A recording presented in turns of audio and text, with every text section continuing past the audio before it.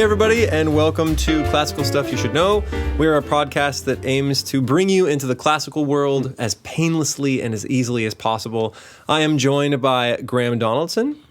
Hi. Although sometimes a little pain is necessary. Yeah. Like any good surgery, there needs to be, some cutting out and some...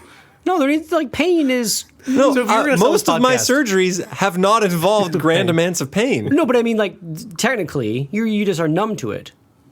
But I mean, I'm lost with where this metaphor is headed. Yeah. I'm just saying that, sometimes growing is painful. That's all I'm saying. Are you worried about this episode being kind of bad? I'm just saying that, we're not trying to do it. I don't... And we've derailed. Right. I am here also with That's Thomas record, Magby. Right? Yeah. Hey, what's going on? And I thought the intro was great. Can I just... Yeah. Thank you. I appreciate that. We all three work at Veritas Academy. I teach 9th grade English and rhetoric. Mr. Donaldson over here also teaches 10th grade English and rhetoric. We both teach 12th English as well. And then Thomas is the Dean of Student Life. That's it. Yep. And we are here today to talk about currency and some stuff. I'm still vague on exactly what we're talking about. Yeah, but so am I. Interested. I wouldn't worry about it. So, and I feel bad. It was just about as helpful as when I said that adequatio is the thing we were going to talk about. You're a wizard, Harry. Yep. Yeah. This is also a funny word we're talking about today. But if we're talking about finance, I have just recently started dipping my toes into the world of finance. Congratulations, AJ. Oh, and it's just a hoot and a half. Becoming an adult. Well, and then Graham is an expert forex, foreign exchange trader, foreign currency trader. No, if I would call myself an expert, I would call myself someone who does it. You're a dabbler. Yeah. You're a dabbler. Yeah. I dabble a little as well, and I think it's so fun to own tiny little parts of companies. That's exactly what it is. So fun. Well, that's man. Okay, AJ, you say, but is it right? There's a certain. I was going to say, but what about the morality of it? So we're going to talk about usury. I'm going to probably say usury most of this time.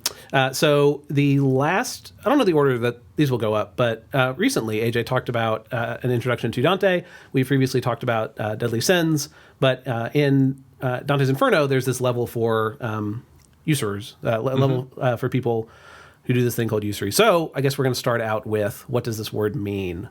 What does the word usury mean? My understanding is that it is lending it's like predatory lending. You lend with way too much interest. So lending at 25% interest or something. It is the word to describe when you use something. No? Okay, well, one of those was my usury of the hammer was poor. My usury, I am a poor usurer of the hammer because I hammered my thumb again. Oh, man, these puns are so good. So AJ sure got a lot closer than Graham. Should that be quiz show? Yeah. Oh, yes. AJ, you're a winner. Yeah. You know what? Yeah. Congratulations. Proud of you. I'm handing you a medal right now. Listener, you can't hear it. And I can't feel it. Because it's not real. Same page. So when we use usury in the modern context, we're typically talking about excessive rates of interest on something. This is a fun fact. Do you all know what? So in Texas, what is the rate? So there are usury laws. It's the maximum interest rate that you can charge.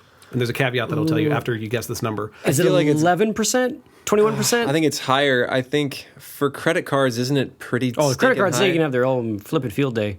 But if it's regulated within the state, they gotta adhere by those regulations. So I'm gonna say 30%. I'm gonna boggle your mind. Are you ready? 6%. And stick with me. So that 6% is the usury rate if another rate is not specified and you don't agree to it. So with a credit card, you agree to a higher rate, and that's why they charge you a higher rate. Isn't that crazy? My Do you know ire is rankled. It's because my jimmies are rustled.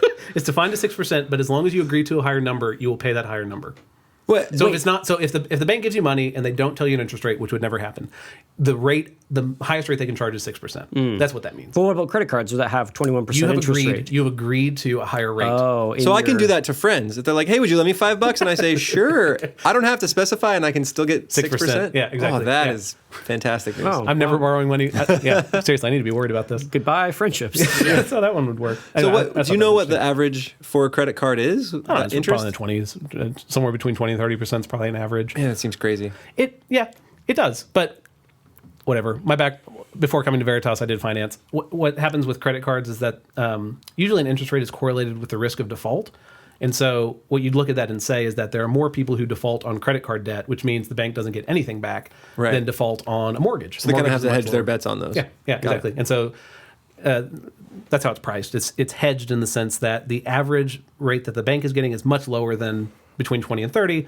But whatever the rate that we're paying. Sorry. Anyway, I find all this stuff very interesting. But the classical sense of usury is not a high rate of interest. The original sense of it is any amount of interest at all. Whoa. Yeah.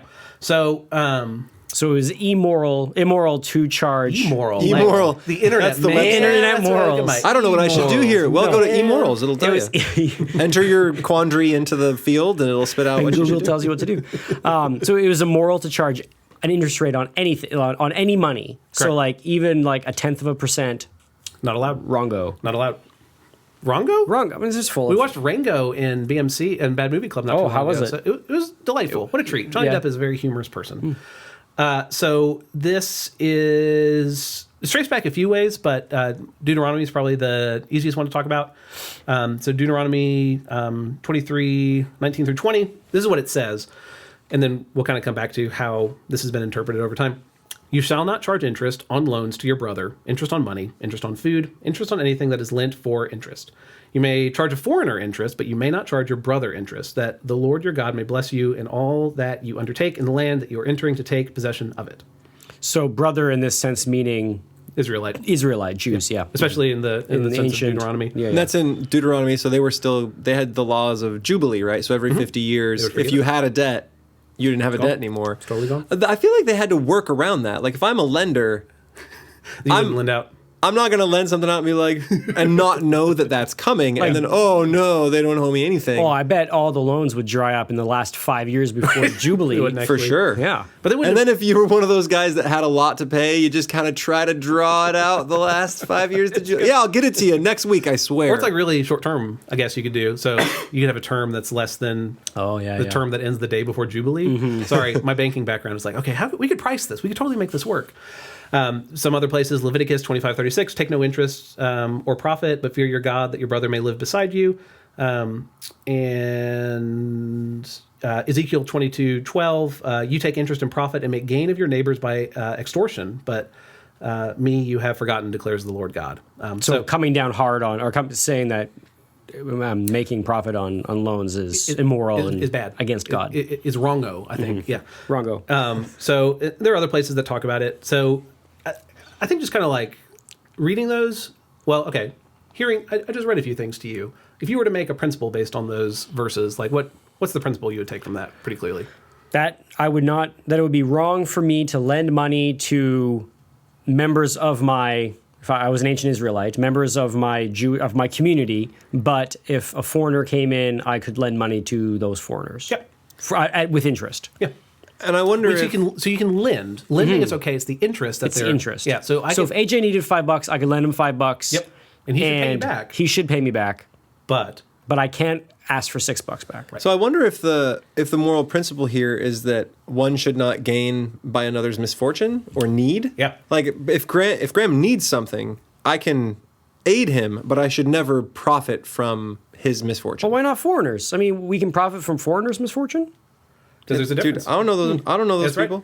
right. There's a community and there's outside the community. Yeah. And so they are treated differently. That's true. And You're not allowed to marry a foreigner either. Yeah, There's a fair few other point. things, unless they become an Israelite. At which case, They're now you brothers. can't- Yeah, you can't charge them interest. And that's in because what's weird in the Deuteronomy 23 verse, it talks about interest on food, which is like not a thing. So like if I gave you a cheeseburger, you have to give me back 2 cheeseburgers. I guess wonder wouldn't if be it cheeseburgers, was maybe cattle. but- sure, cattle, grain. Like just think of Yeah. like the idea makes sense. But Commodities. but they specify food here. So like you could see someone who doesn't have a lot of food and they need food, and so they come to you and they say, AJ, I need some food. Or I'm going to die. Yeah, and your answer to them is sure, but you have to give me back twice as much in a month. You could see how that would be wrong. Yeah, yeah. That's pretty clearly I wrong. feel like those transactions take place all the time in the high school lunchroom. Yes, yep, that's exactly right. Yeah. So we need to call them out for usury is what we're going to do. I think you're onto something there. So pretty clear commands against it in the Bible. And again, when we talk classical, there's kind of this idea of the Western world, and so Christianity is important to that idea. So it makes sense that this would be a place to start with it. But it's interesting that condemnations of usury come not just from Christianity, but Islam condemns usury. There's a whole branch of finance that is Finance. Yeah, Islamic finance. If you ever hear of a thing called a sukuk bond, that's a bond that does not provide interest because in the Muslim faith it is still viewed that usury is wrong. Do you know what their stipulations are? well. You want to set one up? So the sukuk bond works in that you're not paid interest, but there's a term to the loan. So I lend you $100 now, and I will get back more later. So there is a gain that's received from it, but the gain is not just. There are different ways of structuring it. It doesn't just have to be a number. It can be, if I'm giving you $100 to start a business, I get $100 plus half of your first year's profit. I get $100 plus half of the rent that you're charging someone else. So it's a contract that doesn't have a specific dollar amount attached to it. And it's maybe tied to your own personal success. So I help you, and then as long as you are successful, I can get my money back. Yes, that's exactly right. It's just interesting because you are being paid more. So it's not that you're lending for free, but it's not just I get a certain number regardless of what happens to you. I think, yeah. So it has a human element to it. Yes. Like I'm also invested in your good. Yep. Whereas I don't care if you have to take out another loan. You're paying me back my 6%. Yeah. Yeah. And that's actually that segues well. So Christianity condemns, or Judaism condemns this. Christianity continues this condemnation. We'll talk about Aquinas in a second because that's the only thing I can talk about. Islam condemns this, and then even the Greeks condemn this. So Aristotle condemned usury as well. He said that there were purposes to money, and the charging of interest on that money contradicted those purposes. So let's do quiz show. What is the purpose of money? And I'm actually doing quiz show because I'm looking for where my notes are. So what's the purpose of money? What does it do? With it, you can make it rain. Yep. You can That's the most important of. flash the cash at ladies. Yep. That's it. Well, this is similar to the raining. Yeah. So trying to impress people. The use of money yeah, is to. Is it like a tool or creative force? It can make things happen that couldn't Think of the money. happen. Think of the money. So okay, sorry. I should start earlier. Sorry. So before there was currency, what existed in the world? Barter system. I was going to say that currency is honestly just for convenience. It's Yes. so that I don't actually have to, and to even out the playing field, right? Yes. I don't have to give you an entire wagon for your cow. I can give you 78% of a wagon in the form of currency rather than giving you the whole wagon. Aristotle has this very sweet example where he talks about the shoemaker trying to figure out how many shoes he has to make to buy a house. And so instead of like literally trading shoes for houses, we have currency. We had this third step. So it's like a middleman Yes. that commoditizes our work. It does. Yes. And I've experienced that. There's a big festival in the Northwest called Barter Fair, the Okanagan Family Fair, and it is incredibly sketchy. But the currency is supposed to be trading. And depending on what you take, you can either be really successful or not. I've taken handmade pots that I made, not very successful. Yeah. Took an axe one year. Everybody wanted that wow. axe. They Yeah. love tools. So just depending on what you take. What'd you But get that's for the that thing. axe? Huh? What'd you get for that seriously? axe? I think I probably actually kept If it's it. handmade, I if it's forget. handmade pots, that's sad. maybe I traded for like a small didgeridoo or something. Trade up. But was it like that? You ever hear the one about the red paper clip where you start with a red paper clip and you try and trade it for something else and eventually you get bigger up and to- better. Get like some guy's broken down car. You that get he's a trying car to get or out a of house it. or I don't know what you get out of it. Yeah. So That's the barter system. right, and it was hard because I'm not sure. I would get like, I don't know if I really want to trade my axe for your dumb thing, Right. and maybe I really want their thing, but all I have is this axe and they don't want it. Right. Whereas if I could trade that for currency, it makes everything easier. Let's take that. So what's the difference between then the axe and the currency? What is The axe is an object. Currency is just a representation of something else I'm trading. Well, and there's also this kind of like there's something valuable to the currency that's not in the axe. So like if you were to trade your axe for something else, you'd know like it took me this much time to make the wood. It took me this much time to find a piece of metal. You kind of have this idea of what it's worth, but a dollar is a dollar. Like it's a lot easier to say the value of that dollar. Maybe not whatever. There are markets that this value changes over time, but it's easy to point to and say that's a dollar. This is a store of value. It's even easier to say this gold coin is a gold coin. Like the value is in the gold itself that you're holding. As opposed to the promise of the dollar or whatever sort of force or power Which- is behind the currency that is going to ensure that dollar gets respected. Yeah, and for the U.S., didn't it used to be gold? I mean, Yep, there the used to be a Fort gold Knox standard. gold used to Gold standard. support our dollar. Yeah. Thanks, Nixon. Yep. Oh man, we're gonna get to all this. This is so good. So Aristotle talks about the uses of the ideal design of money. Money needs to be durable, so it needs to be able to last for a long time. It needs to be portable. Iron. Remember the iron money from I want to Spartans? talk about the Spartans. Yeah. So durable has to last. Portable, you have to be able to like take it somewhere. So if your currency is elephants, you can't. I guess they Or like bales of hay. Yeah, right. Oh man, buying stuff would be such a chore with bales of buying hay. a house with all your bales of hay. Like it'd be miserable, right? The winners in that scenario are like the strong-armed young men who just chuck bales of hay because everybody needs one. All right, Dolph, paying my 8 bales. But then, yeah, I guess you pay him in barrels. Did you just imagine that it was Dolph Lundgren? That's what I was imagining. Puffing your hay. I'm proud of you. You did well. Who else would you want? Nobody. I mean, if I had Dolph as an option. I mean, if you're having Drago throw your hay, like that's For those young listeners out there, Yeah. Dolph Lundgren is an Google old it. action Yeah. hero. Yeah, Google him. He was in Rocky. Rocky IV, where Rocky ends communism. Oh, it's so good. Success. So durable and portable are two things that money needs to be. Segue. And then divisible. So like if you have if the only dollar bill that exists is $1 million bill, but you want to buy a candy bar, like if you only have $1 million bills, then you're in for some problems. That's like trying to be in the barter system and all you've got is a diamond the size of your fist. That's exactly right. What can you can't trade break it down for? easily. Yeah. You have to like trade it for a city and then find the mayor and be like, I want to buy your city. good. Here's a diamond. So it needs to be divisible. I mean, so either to make smaller amounts is what he's talking about there, and then intrinsically valuable is what he says. So valuable in and of itself. So I think this is easiest to see with. So again, Aristotle, when writing this, the currency is coins. It's like it's metal. So the value is in the metal itself. So what they value is the gold, the silver, the whatever it's made out of, or the iron in the case of the. But that's not intrinsically valuable because it's only derives its value from the fact that everybody thinks gold is shiny. Like, Right. It's just, in reality, it's yellow metal, and it's not even that great of a metal because it's malleable, and Doesn't it do doesn't make anything. good armor, it doesn't make good support for anything. It's pretty. just that we all agree it's pretty, whereas I feel like if we were really doing what we should do, it should be some sort of food or water, right? And that's where the apocalypse movies come in. That's exactly right. Yeah. So They know what's valuable then because you can't eat gold. So those, but the problem with those is that they aren't durable. So depending on what kind of food it is, so Right. yeah, you can run into problems with other ones. Laffy Taffies become the No, the currency of the universe. Twinkie bars, or not Twinkie bars. Twinkies. Twinkies aren't those going to last forever? They last forever. They're Booze. durable. Yep, that's Booze? Does it last Booze. forever as long as it's unopened? Isn't that like I don't know. Certain booze, wine goes bad. I think beer goes But, bad. uh, But I mean, Scotch just getting better, baby. As long as but if light hits it, doesn't it go bad? If anyway, I don't know anything about these no things. idea. So durable, portable. I'm gonna go put all my scotch in the cupboard now when I get home. Yeah, you should because it'll change the taste of it. Oh, if you geez leave it in Louise. light. Yeah, sorry, but it looks pretty. I guess kind of. Then why did they come in those clear bottles? Why not put them in brown bottles like beer? I'm just going to keep stocking mine up for the apocalypse. I don't know why you guys are drinking. Problem solved. So there was a purpose to money. Money existed to accomplish these different things, being durable, portable, divisible, intrinsically valuable. It was a medium of exchange. We just talked about this. That what money was for was kind of this abstraction from the labor. So you would do a thing, you'd get a currency, you can trade that currency for something else. That's what money is for. And so what money is not for is making money on itself. So yeah, I always mispronounce this, telos. Telos. The telos of the money is the medium of exchange.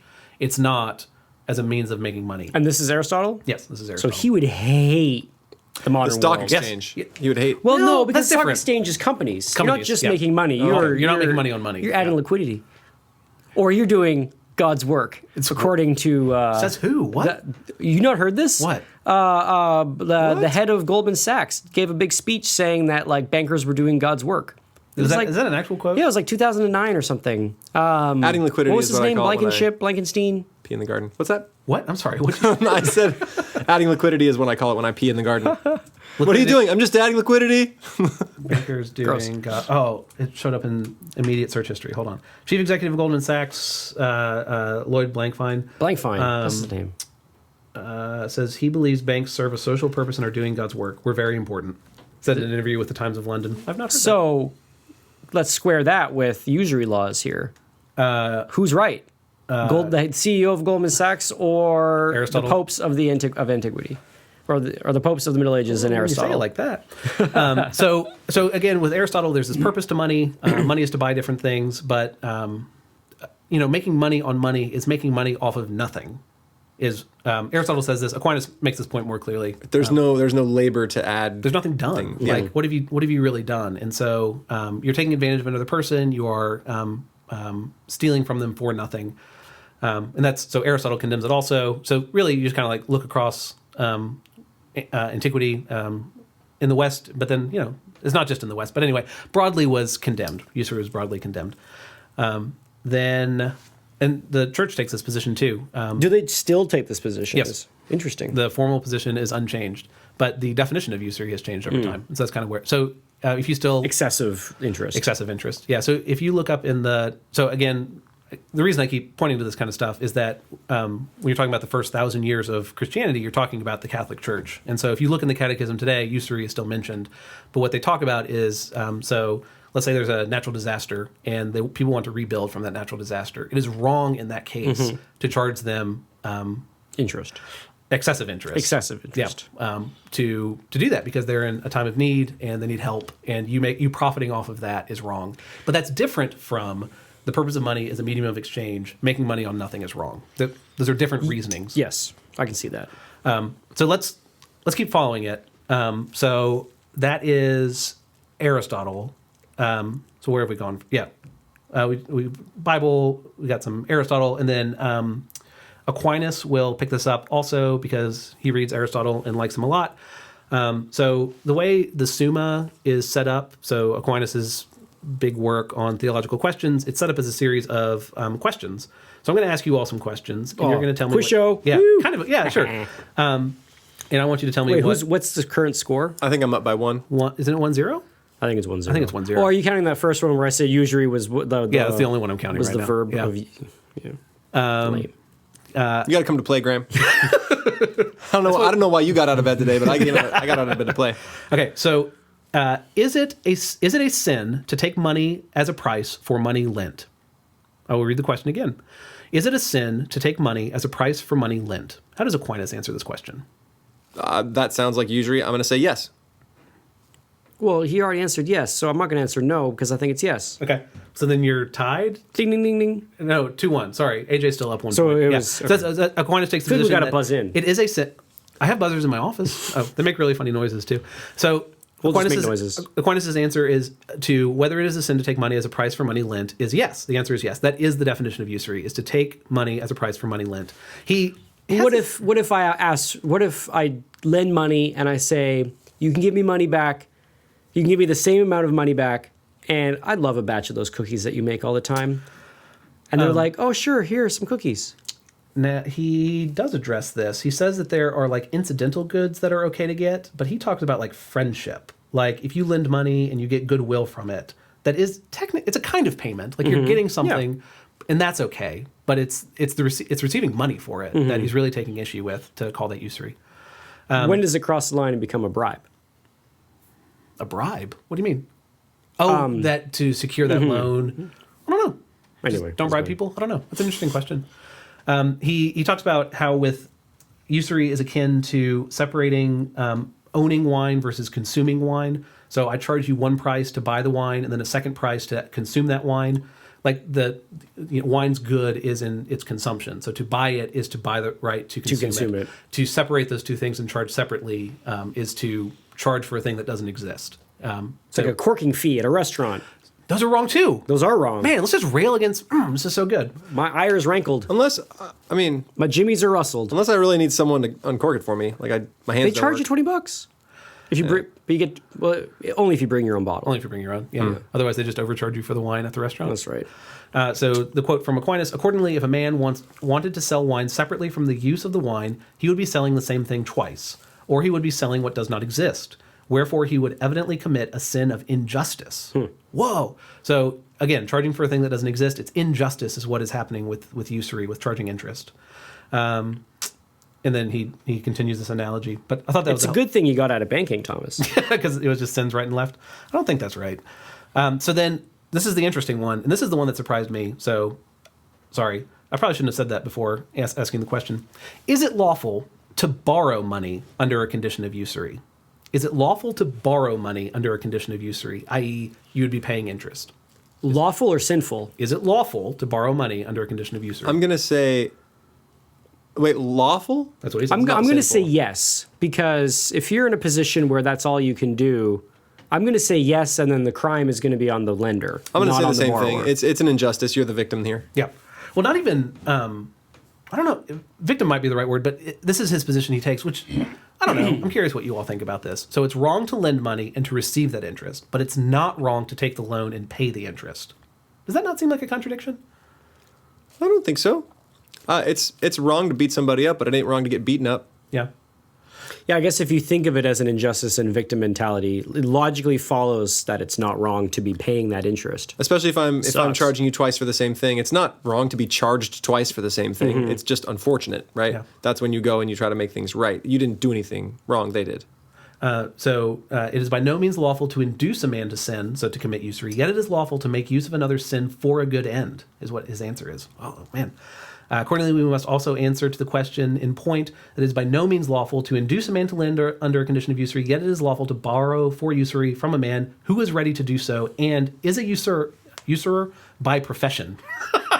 So if a person has set themselves up as, this is They what I do do, this. it's It's okay their to thing. borrow that money from them. Right. But if I say came to Graham, who's not a usurer, and I said, hey, would you lend me this money and also charge me 6%? I have then induced him to sin. Yes. Right? That's a different thing. He has not set himself up as a usurer. I'm putting him in that position. But that, I don't know. That surprised me in reading the Summa. I thought he would come out on both sides of this, but it's okay to borrow the money. It's not okay to lend the money. And so this then creates a situation where it's not people in the church who are lending money. It's those who are outside the church who are lending that money. And so that's where we get to this merchant of Venice. And then that works well with the Jews, Yes. who the Jewish mentality, because they're looking at Deuteronomy and saying, "Oh, we can lend to outsiders, and not Christians to are us." And thinking Christians we are can- outsiders, and now Christians are saying we can borrow money from outsiders. Yep. But not from and now us. you've got this sort of marriage of convenience for both sides. Right. That's profitable, but man probably breeds a lot of bad will. Sure. I mean, because what Aquinas just said is that you would call them a usurer, and you Yeah. would be right to call them that. I mean, that comes out in, the Merchant of Venice. Merchant of That's Venice, what- yeah. and it comes out in the book about it's all chivalry. Man, what is it called? Oh, Ivanhoe. Ivanhoe. Yeah, it comes out in Ivanhoe, right? Because one of the main characters is a Jewess and her dad is a Jew, and he lends money out often at high interest, but they keep it on the down low because in general, like, it was a looked down upon practice, and this must be why, because they were seen widely as sinners taking advantage of the misfortunes of everybody else, and that's how they got rich, right, on other people's misfortunes. They were sinners at their core. But in the Middle Ages, it must have been like a necessary evil, because as countries grow and as kingdoms become more powerful and as the Middle Ages organize themselves, you needed money for projects, for buildings, for wars. And if no one's getting any interest, I ain't lending the king, who's maybe going to die in battle, 1,000 gold marks, Yep. who's never going to pay me back because he's the government. Yeah. And So sure, you've got to have. So is it a necessary? I guess the question is there a system that could have happened that would have given the same kind of like liquidity or the same kind of opportunities? I think you seeing it as saying that this was kind of at least in the Christians' eyes, a necessary evil, I think is right? They saw the Jewish lenders as something that they needed but could be freely despised, which is, I think, where a lot of the racism is born. Like, we need you to lend us money, but that you charge usury, that you're a usurer, makes us hate you. It's pretty bad. How did it change? So then you have like the rise of the Medicis, who were these Italian bankers, Yeah. and presumably they're getting around usury laws, or people stopped caring about usury laws. I think it's more that. Because we're also kind of tracing the history of currency. So we've been talking about kind of these. So from bartering to these metal coins to then paper money. Paper money being the next step there. And paper money is a further abstraction from hard currency. The hard currency, again, the value is in the gold that is literally in your hand. What the paper currency originally would point to is that hard currency. So I give you a piece of paper, but that paper tells you that It corresponds to a gold that's sitting somewhere. and you could get that gold if you wanted to. You could take it to. You used to be able to in the U.S. You That's could right. you could take your dollar and you could get a silver dollar with your paper dollar. Yeah. Can't no more though. No, you can't because we're not on the gold standard We're not on the anymore. gold standard anymore. And presumably, if you had a gold florin from Florence, it was gold. And if you went and you spent it in right. in Belgium, Right. even though it's stamped with the image of the Italian king or whatever, or still the gold. Republic of Florence, it's still gold, and the Belgians will take it, and you can buy your wool or whatever. And it might not be worth as much, but you could melt it down. You could still make something. Whereas now. We're even further abstracted. We're not even in paper money, right? We have numbers true. on a We're talking screen. about numbers. I use a Bitcoin, right? It's card, kind of the- yeah, and mhm. that Right. doesn't even that I could take it to a bank and get paper money that I then cannot exchange even for gold. So we're getting further and further abstracted. And I mean, I think eventually we're probably going to be cashless entirely. Bitcoins and blockchains. And that's kind of where we're going, right? But that's so again, the purpose of this currency is that you do work. And so originally, what you want to do is trade that work for other work, but that's hard. And so hard currency abstracts your labor. paper currency abstracts the hard coin, currency. and then a credit card, which is Abstracts the paper currency. and then Bitcoin. I don't even know what to point to. Like, it's not an abstraction of the credit. Well, kind of. It's got its own work. Yeah. Because the work is in this like hashing power of solving equations. Like its value is in the ledger, I suppose. And I think the value partially is that it's common, and I mean partially that it's untraceable, Yeah, right? We all that's- know that sketchy stuff goes down with Bitcoin, but I think it's also in that it is standard across countries, right? So eventually, It's like I'm betting it's that like gold again. It's like gold again. I'm betting that we are eventually going to move this way because it will be the same currency everywhere. I can travel to Canada, I can travel to Mexico, I can travel to France. It'll be all the same money, and it won't have fluctuated. I won't have an exchange rate. But the problem with Bitcoin, so for purposes of money, or for things money does, durable, which is kind of a question. Portable, yes, like technically it is portable. Divisible is a big problem. So making small purchases with Bitcoin is hard, but possible. And then intrinsically valuable, I think that's the big question. Is there an intrinsic value to Bitcoin? I don't think there's intrinsic value to paper money either. Right now, it's just backed by the promise of the government Yes. that issues it. So if you believe that the United States of America is going to be here tomorrow, then you have faith in the fiat currency of the country. And that's, the word for, so fiat means it's not tied to any currency behind it. So non-fiat would be coins, non-fiat would be money on the gold standard, where a dollar equals this many ounces of gold. Fiat, it's totally unconnected. And then we all got our crazy uncles that like bury gold in their backyard. Right. Because I think the whole system's Or going to go down. crazy Hindenburg. fellow God podcasters. Oh, you're looking at me like Yeah, I do Hindenburg was this. just kinda like I was reacting just to that. thinking that uncle's a chump. During the apocalypse, that gold's worth nothing. He needs Is it? he needs ammo, guns, water, and cans Yeah. of food. Cans of food. Yeah. I do wonder about this. About, So about do you- whether gold would still be valuable. Anyway. Do you, so what changed with Usury? Was it just people stopped thinking that it was Yeah, sorry. like, oh, it's not that big of a deal. We need to build our churches. We need to go invade, the Holy Roman Empire. So let's just turn the other way. well, I think- And we don't want to have the Jews in our town be rich. Why don't we like keep this inside and have, the Medicis be rich or whatever? Was it just bold-faced practicality? yes. I mean, honestly. So in preparing for today, I kept looking for like the encyclical that said, charging interest is now okay. And there are kind of these moments where there are vague references to some amount of interest being all right, or like It's just a slow drift. yeah. So there's I should have brought this and I didn't. I apologize. But there's an encyclical that talks about like churches can take out mortgages or take out loans to purchase property, and then they should pay back that property. But that still makes it okay. Well, maybe that's not a change in policy because you could always borrow. You just couldn't lend out. Anyway, no, there's no like formal. Interest is now an A-OK thing. So what happens? So Aquinas is writing in the 15th century, around the same time is the printing press. The printing press is the mid 15th century, and so this is where paper money is able to be produced in mass. And the more I read about it, the more that what points to interest becoming an okay thing is the Reformation, is the splitting away from the church. In that, if your argument, Protestants. so if your argument points to Aquinas said this thing, that doesn't really hold as much weight to someone who is literally Sure. If you're Puritan, you're like, all right, whatever. doesn't matter. Yeah, and there's just something that makes sense to like. I know my neighbor, and I'm giving money to them to help them start a new business. Max Weber talks about this as this Protestant ethic, and so the way Weber thinks about this is that Protestants work a lot. So, like if you look at the Quakers, you look at the Puritan, pick your community. They work really hard, and then they make money, and they need somewhere to put that money, and they can't be showy with it. And so, what they do is they invest it. But the joint ownership, even going back to Is that okay. like that Arab model, that seems to be. It's interesting that didn't take off more than lending and interest, because you get these moral situations where I've lent out AJ 6% and he can't do it, and I say I don't care. You owe me 6%. I'm taking you to bankruptcy court. Right. Whereas if That was a dark couple of weeks. I remember that. This was some dark times. Yeah, you earned that was that. rough.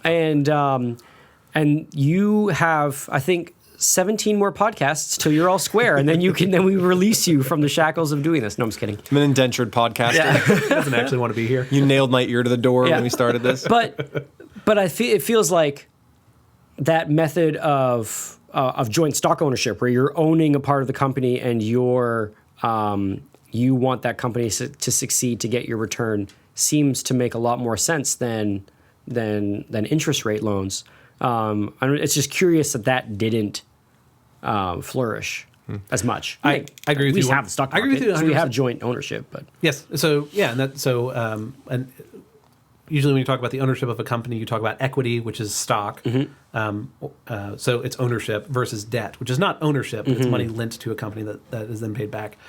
Equity is riskier than debt. That's just a fundamental fact of them, because debt can be tied to like an underlying thing. So if you are taking out debt to buy a building, that building is collateral for the debt. It is less risky than equity, which is the promise that you will own future profits of a company. So Because the company could fold and then you're not connected to nothing. anything. You get nothing. You That's own exactly- 38 shares of nothing. of zero. Yeah. And so But don't they have to, if they go bankrupt, aren't they having to like sell that building? And Yes. then the if I'm a debt- shareholder, don't I get parts of that sale? in theory, yes, but in practice, no. In practice, we're in the weeds. So there are different tiers in bankruptcy filings, and so there is a senior secured debt. Secured means that there's an underlying thing that's tied to that debt, like a building, and senior means that you're above junior. So if you are so you can borrow money as senior secured debt, and you can sell the building. That senior person gets paid fully before you go to the junior level, and then junior gets paid based on the proceeds from that building, and then unsecured debt comes after that.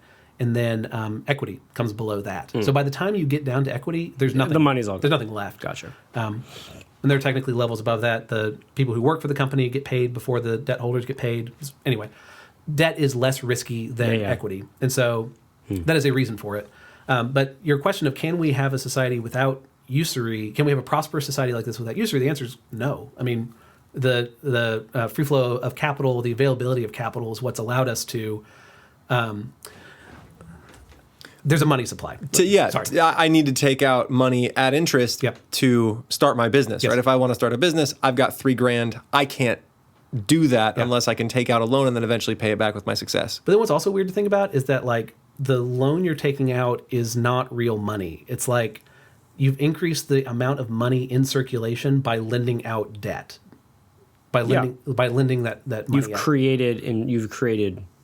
So imagine for the bank, a bank takes deposits and then lends money out. So if the bank has received $1,000 of deposits, they can lend out $800. Say that's not the right ratio, but stick with me. You can lend out $800 as a loan. You've created $800. Because now 1,800 exists. Yes. The 1,000 that the bank is holding. You've in created quotes, credit. Yes, and then you've done. $800 that they've given out. So and so this is what allows for prosperity: is that money does not just sit in a bank. It's that it can be lent out for new businesses to start, for new buildings to be built, for new things to exist. So maybe it's not that you've created money; it's that no money is sitting. Sure. You have technically created money in that. Oh, that's true, The yeah, deposit, like if the depositor comes and says, "I want my $1,000," you have to give them the $1,000. That $1,000 still exists, and the $800 loan is still. So floating around. if we are desiring to be moral agents, which I hope we are, is it better for us to start parsing out what the loan is being for, as opposed to saying don't lend out any money? So if I'm loaning AJ money so he can buy a tractor so he can start his farm, that seems a lot better than if I'm loaning AJ money so that he can buy a bigger television. Yeah, I agree with that. This ties really well. Can you pronounce the name one more time? The guy who wrote Servile State? Hilaire Belloc. Belloc. So Belloc also wrote an essay on usury where he addresses actually both things that you brought up, Graham. So the first one of, are there certain cases where like debt sounds better than other places? The answer is yes. He gives us one example of a person starting a business, and another example of a person has a medical expense that they need to pay. And so like he uses the same interest rates, the same principal, which is the initial amount that you borrow. All of those things are the same, but you just kind of look at the underlying thing and you're like, how do you feel about lending money to someone for a medical expense? I feel gross. Right? You are profiting off of the illness of someone else, Right. As opposed to the new wealth creation. And so, I feel good. yeah, I mean, so like it, you create jobs, you have access to a new kind of business that you might like. Like there are kind of these good things tied to it. So Belloc says that the difference is, kind of what that underlying thing is, and then that usury is the problem of that excess amount of interest, but it's relative to what the loan is for. So if you are starting a business that's going to triple your profits, it would not be usury to charge 150% because the amount of profit they're gaining is still much higher than how much you're charging in interest. It's relative to what the loan is for. There's not this magic number of 6% is suddenly usury. Because if you're lending someone money at 6% and the thing they're doing is only going to return 4%, that's usury because you're charging more Then they're going to actually get. they're going to get from it. Yeah. That's a distinction he makes. He also talks about how whenever a society shows sign of economic decay, the real nature of usury, thus submerged and hidden in prosperous times, necessarily appears above the surface. So usury is hidden until there are financial hardships, and the bank demands its 6%, even though the businesses are not returning 6%. And that is fundamentally usury. So maybe usury is just when it becomes abuse. Yes. When you are Abuse of power. abusing another person Yep. and abusing your position as a wealthy person to take advantage of those who are not as wealthy as you, rather than doing them a favor, right? Like giving you a bunch of money at 1% interest is, at least in this economy, an incredible favor. And if Graham wanted to start a business, I gave him that loan. I'm doing him a huge solid as a bro, right? Sure. Whereas if I find out that he's living paycheck to paycheck and he can't make his car payment, and then I lend him the money but at 30% interest, and he probably can't pay that, that's getting to abuse. Yeah. So earlier Aquinas said that the borrower is not morally culpable. But you got to think that if Aquinas was face to face with somebody that borrowed and borrowed and borrowed well beyond their means, bought a giant house, bought a bunch of toys, and then like kind of went bankrupt, Yeah. you got to look at that and say that there's some moral culpability on that person's part. That probably fall under. It's not the system's That's fault. that's Big gluttony. profligacy. There you go. Oh wow, what does that mean? That's a good word. Means reckless Yeah. spending, being a spendthrift. But it's what the money is for, as opposed to the debt itself. Yeah. Being the problem. Yeah. Because again, the sin of usury is with the person lending the money, not with the person taking that. Right? If he'd borrowed and borrowed and borrowed and borrowed it to help starving orphans, Yeah. that's it's what he's Even if using he it went for. bankrupt, right? I mean- Even if he goes bankrupt, even if 8 people go bankrupt, he has They're different sort of problems. abused Yep. them. But if he's gone bankrupt, he's done a good thing. Yeah. Whereas someone who does that and then buys like 300 Xboxes, Yeah. they've done something You silly. only need one. That's why it's profligacy. I'm sorry, Belloc. Belloc. In this essay also says, in other words, great banking prosperity in any particular period may be and commonly is the proof of all-around prosperity in that period, but it is not necessarily nor always so. I'm going to skip that quote. So yes, the profits of people that are lending at interest, which is usury, is tied to all-around prosperity, but your question is, which is the greater good? Like, is it the greater good to not engage in usury or for there to be prosperity? And modernity has decided that prosperity is more valuable. I mean, when you really get down to it. And Belloc's later fear is that all of this cycle of capital and lending, eventually it's going to get to this point where there's a crossover point where all the capital is in fewer and fewer and fewer hands, and then you get to this sort of what he calls servility, that everybody is right. sort of beholden to the capital holders, and there's nothing we can kind of do to get out of it. And that's his main argument in Servile State, which is really, really fascinating. Which is a book I still need to read, and you lent to me a while ago. I'm sorry. It's all right. Buckle up for knowledge. I will buckle up for knowledge. So I just, to kind of finish out this story, so bartering to hard currency to paper currency. Over the summer at Veritas, we do this really cool bingo card where there are 25 books that you're supposed to read over the summer. It's a great idea. I made the poor decision to read all 25. I don't recommend that. That's whatever. But it's a great. I love the idea of kind of like curating good things that are worth reading. Especially in a community. Right? Yes. Everyone reads the same Same things 25 together. books. You Yeah. can talk Talk about about them. 'em. Like I assume we're going to do with Boethius at some point. Can we do that? Like for the summer, can we read a book? I and would. talk about I it? would love to. Yeah. It'd be fun to get together and set up a list and then read them together. And even Consolation of Philosophy is so short that that'd be a really good one. You can read real fast. He wrote it in jail. I wonder how much time he had. Not much. A lot of right? time. All the did he? time. Oh, never mind. Oh, well, but how was long he until looking was? for? Oh, until he was executed? Yeah. Until they put a vice on his head and kept tightening it till he got squished. Oh, that's Oh, this is dark. Yeah, it went dark. Poor Boethius. So just to finish up the Don't story, work for the government. is that really your takeaway from all this? Yeah. Nailed it. Rip the system, Thomas. Sorry, that was All this talk about finances getting me all rustled up. just reject the system, man. Don't borrow money. Ugh. So there are all these questions. Kind of, you go back 2,000 years, and there's this general distrust of lending at interest, even if the like technical or specific interpretation of Deuteronomy is don't lend to people who are in your community. Like, I don't know, if it's not right to do to your community, it's reasonable to raise questions of whether you should do it at all. Right? To the brotherhood of man. Yeah. So there are at least in its strongest form, it's condemned, but it's at least questioned. You kind of get to this point by I don't know, 17th, 18th century, where I actually should have looked this up.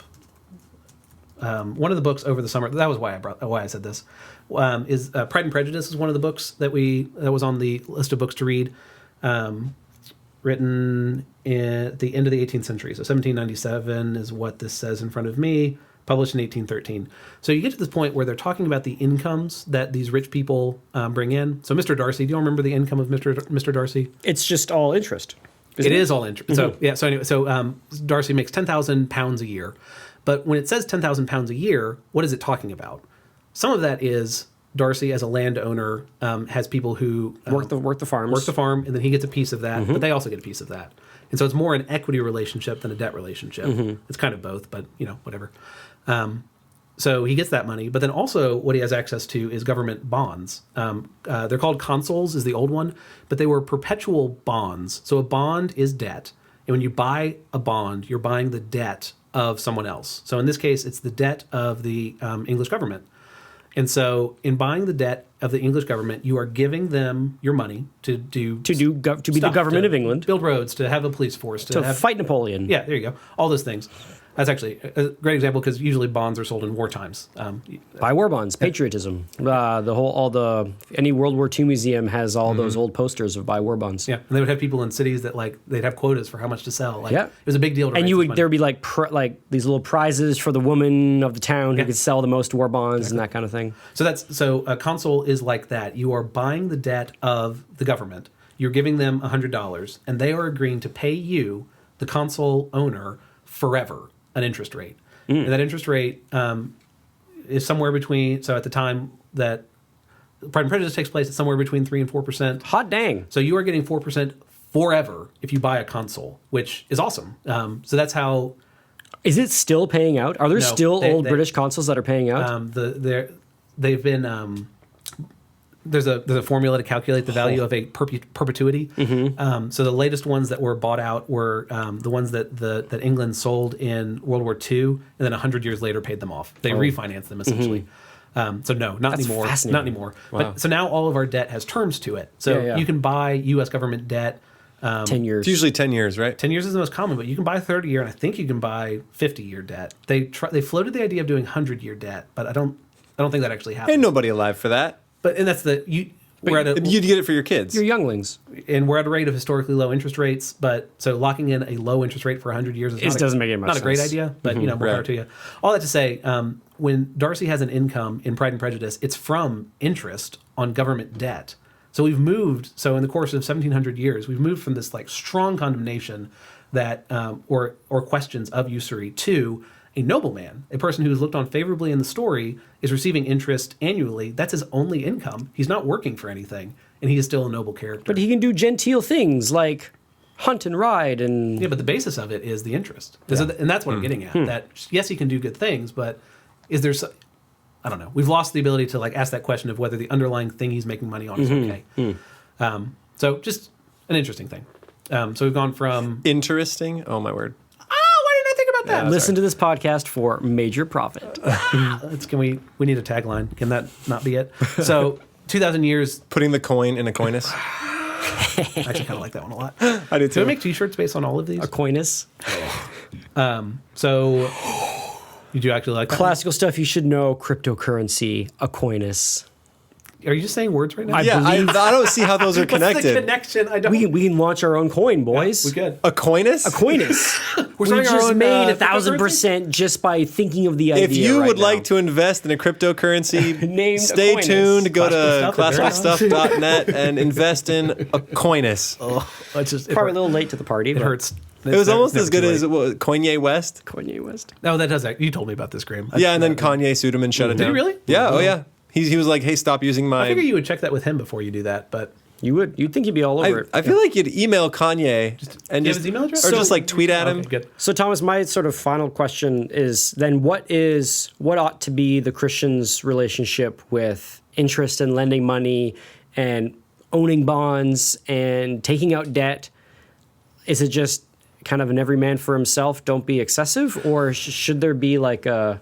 I think the easiest thing to say is that there is not a condemnation on taking out that loan and paying interest. Mm-hmm. So church history would largely line up with that. A few small cases, but it largely would line up with that. So taking out a loan is not wrong. You having a mortgage, you taking out student loans, in and of themselves, taking out those loans are not wrong, because it is morally permissible to pay that interest, because it's the only. This is what Aquinas says, that the only way you'll get that money is by paying that interest. Mm-hmm. There are bad uses of debt, but that's in the same sense that there are bad uses of money. Sure. So there's no real distinction there. I do think there's an open question on who you're receiving interest from. I think it is different lending money to the government than it is to a person, because that is the condemnation, is lending to a brother and receiving interest from that brother. But if I'm lending to the U.S. government, that's not a person. If I'm lending, you can buy the debt of a company like Apple. Lending your money to Apple is not lending your money to a person. So do you have more moral qualms with something like Lending Club, where you're essentially buying credit card debt and paying slightly less interest rates, or charging slightly less interest rates than credit cards? Yeah. You have more of a problem with that than I like would a with- government bond or corporate bond. or a corporate bond For a Yeah, company. I interesting. would, yeah. Because they're just different. That there's a person versus a company. Those are different types of entities. And sorry, I probably should have had my preface of please don't take any of this as investing advice. Talk with your financial advisor before making decisions. But You're very good at that. Thanks. But I wonder if you've said that a few times. more Is than that, a few. Yeah. So I think there's still open questions on or even like the relationship between the three of us. Were we to lend money to one another, it would be odd if I were to charge interest on that. It would be very odd. Yeah. Neither a borrower nor a lender be. Yeah. Like, so Polonius. Borrower, slave to a lender from the Bible also. That's, Yeah. So Polonius is a guy in Hamlet who says a lot of really, really dumb things. But most of the stuff that he says to his son right before sending him off pretty good. is pretty good stuff. Like, it's a good way to lose a friendship. Dress well, but not gaudy, right? Rich, but not flashy. He says a lot of really good things. Yeah. Don't start things, but once you're in, make sure you're the one to finish them. But isn't there like, if you're going to borrow, you might as well borrow big. Like you borrow, if you borrow $1 million, the bank owns you. If you borrow $100 billion, you own the bank. Yeah. So if you can borrow $100 billion, is that my takeaway right now? You gotta I take tried. You got to take a shot. It probably wouldn't really pull You it. gotta Didn't take a take shot. Imagine sitting down with a I loan sauntered officer. in there in my best Sunday, my Sunday garb, and they weren't buying it. Yeah.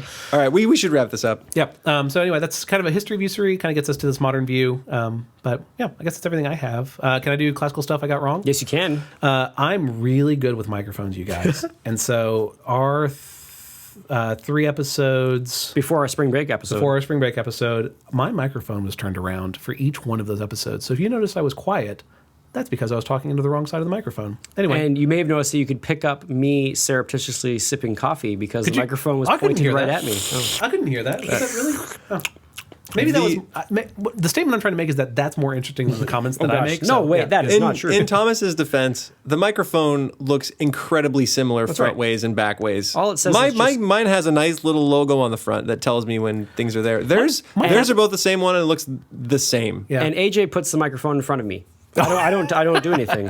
So yeah, it was 100% on me for putting it in the wrong place. But there is technically a logo on the front, and it says back on the back, but it's in very small font. Anyway, true. that's my embarrassing fact. I also made this mistake in front of our thousands of raving fans at the Veritas in service. But we lost that podcast. That podcast is lost to all of us. All right, so this has been Classical Stuff You Should Know.